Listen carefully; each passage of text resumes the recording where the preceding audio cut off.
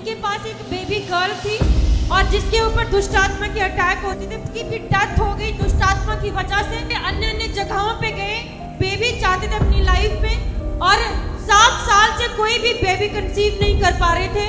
घर के सारे सामान बेच बेच के इलाज करवाया। डॉक्टर ने कहा कि यूट्रस बहुत ज्यादा स्वेलिंग है तो हमें ऑपरेट करना पड़ेगा, जिसकी वजह से बेबी ये कंसीव नहीं कर पा रहे। पूरी तरह से शर्मिंदगी में चल रहे थे। जैसे ही पंकज रंधावा मिनिस्ट्री के बारे में किसी ने बताया और पूरी तरह से अब 9 मंथ की पूरी प्रेगनेंसी के बाद गवाही के साथ हमारे सामने खड़े हैं। बहन का नाम पूजा है और कहते ये पतापुर से आए हैं।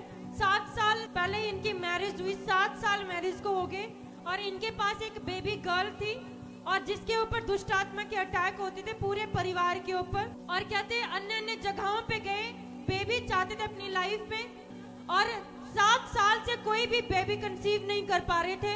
और 9 मंथ की तो बेटी थी, उसकी तब डेथ हो गई उन्हीं दुष्ट आत्मा के अटैक चलते।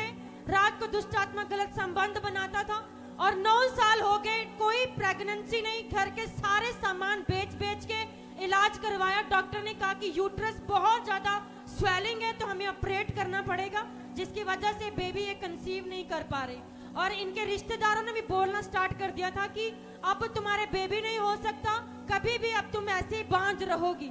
और कहते पूरी तरह से शर्मिंदगी में चल रहे थे।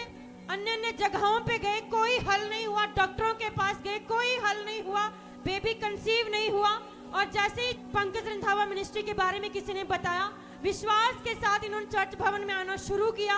और कहते जैसे इन्होंने प्रभु के वचनों को सुनकर बैप्टिज्म लिया, बपतिस्मा लिया, पूरे बपतिस्मा लेने के 2 दिन बाद इन्होंने प्रेगनेंसी टेस्ट किया। 7 साल बाद प्रेग्नेंट थे ये बहन। सब जन तारीफ करें जोर से। और पास्टर जी जब डिलीवरी का टाइम था, जब लास्ट स्कैन होना था, तो डॉक्टर ने कह दिया था कि यूट्रस पूठा सीधा हो चुका है, या दोनों में से मां बचेगी या बच्चा बचेगा। कहते लगातार चर्च के साथ जुड़े रहे। कहते मुझे परमेश्वर ने दिया, वही इसकी सुरक्षा करेगा। और डॉक्टर ने एडमिट होने के लिए हॉस्पिटल में कह दिया और इनका विश्वास परमेश्वर के ऊपर था कि दोनों हम सेफ रहेंगे, प्रभु हमें संभालेगा।